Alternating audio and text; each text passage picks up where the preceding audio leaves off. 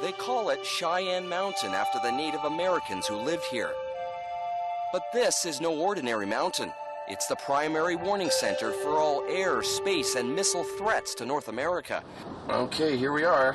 And we're going inside for a rare look. How you doing? Media personnel, sir? Yes. If you go park alongside the Channel 11, sir. Okay. We'll go ahead and check your equipment. Security at Colorado's Cheyenne Mountain is level 1, more protected than the Pentagon. All right, thanks, sir. You want to get on the bus? Yep. Sorry, sir, you can't be filming this. Going inside is a journey in itself. We just entered at 7,100 feet. We basically operate at 7,100 feet and above. Along the way, signs that everything is built to survive a nuclear attack.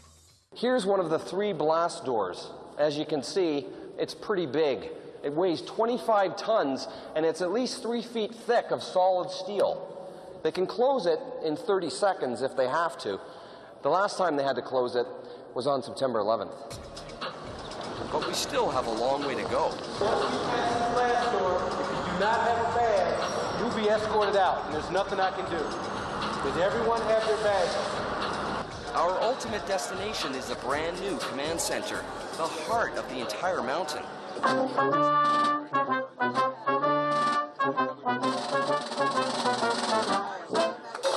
first, an official opening ceremony. We decide to slip away to see the rest of the place ourselves. So here we are. We're actually in a city inside of a mountain. The complex was built to house the military and the staff for up to 30 days in complete isolation with all their food and all their water. There's at least a dozen buildings, one of which is almost 3 stories high. The buildings sit on giant springs, more than 1,300 of them, to absorb the shock of a nuclear explosion.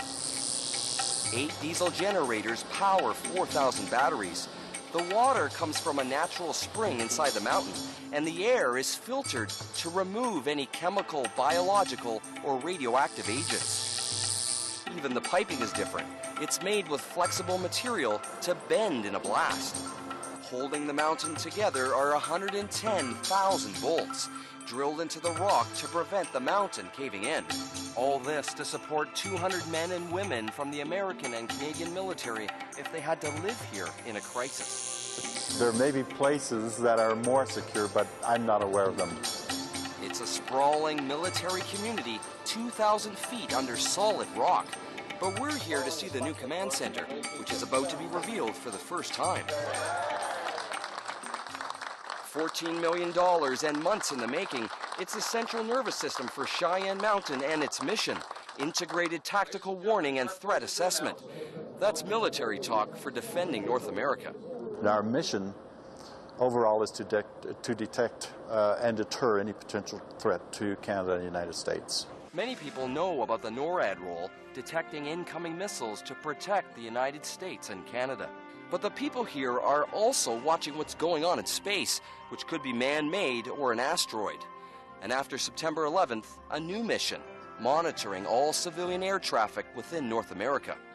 Command Center has a fusion center, of course, displaying information on missile events occurring around the world, on air events in North America, on space events, including re-entries. All this information is fused into the command center. The information comes from a network of radar and satellites around the world, as well as other so-called sensors or detection systems. If it's in space, chances are we are observing. If we suspected that an airliner were hijacked, we would scramble fighters to intercept and to follow.